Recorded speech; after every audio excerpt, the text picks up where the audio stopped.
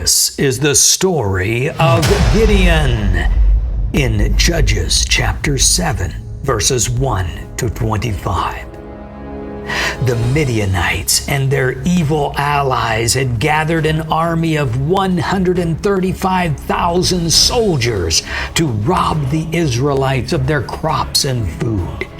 God promised Gideon that he would give him victory over the Midianites. The enemy were camped in the valley of Jezreel, near the hill of Moriah. Gideon had 32,000 warriors from the nearby tribes of Manasseh, Asher, Zebulun, and Naphtali. They had gathered near the spring of Harod.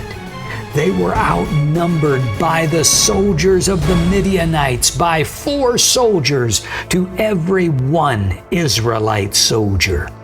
The Lord told Gideon, "You have too many warriors. If I let you defeat the Midianites, the Israelites will boast. They will boast and say they did it themselves. Send home all those who are afraid." So 22,000 soldiers went home, leaving only 10,000 who were willing to fight. They were now outnumbered by the Midianites by 13 soldiers to every 1 Israelite soldier. Then the Lord told Gideon, "There are still too many. Bring them down to the spring." At the spring, the Lord said, "Divide the men into 2 groups. In one group, put all those who cup water in their hands and drink it with their tongues like a dog. In the other group, put all those who kneel down and drink with their mouths in the water." Only 300 of the men drank from their hands.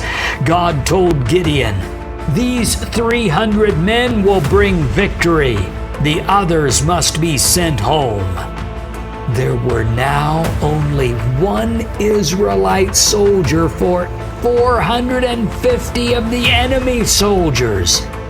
This was going to be an impossible task. That night, the Lord told Gideon, "If you are afraid to attack, go down to the camp with your servant Purah. Listen to what the Midianites are saying, and you will be greatly encouraged."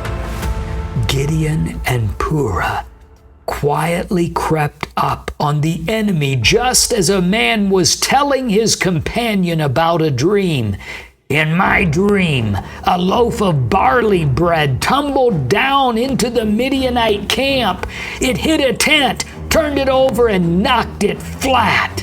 His companion answered, "Your dream can only mean that God has given Gideon victory over us."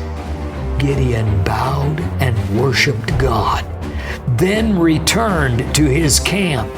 "Get up, for the Lord has given you victory over the Midianite soldiers," Gideon shouted. He divided the 300 men into 3 groups and gave each man a ram's horn and a clay jar with a torch in it. He instructed them that as soon as they heard him blow his horn, they should do the same and shout, "The sword of the Lord and of Gideon." Just after changing the guard at midnight, Gideon's group of 100 soldiers reached the edge of the Midianite camp. Suddenly, they blew their ram's horns and broke their clay jars. The other groups did exactly the same.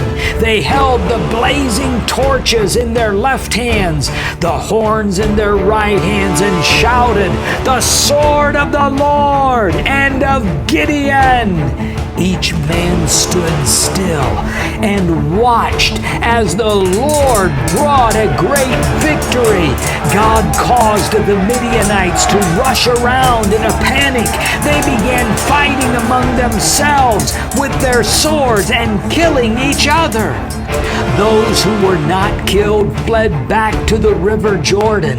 Gideon sent warriors from the tribes of Naphtali, Asher, and Manasseh to chase them. He also sent messengers throughout the hill country of Ephraim to cut the enemy off at the shallow river crossings.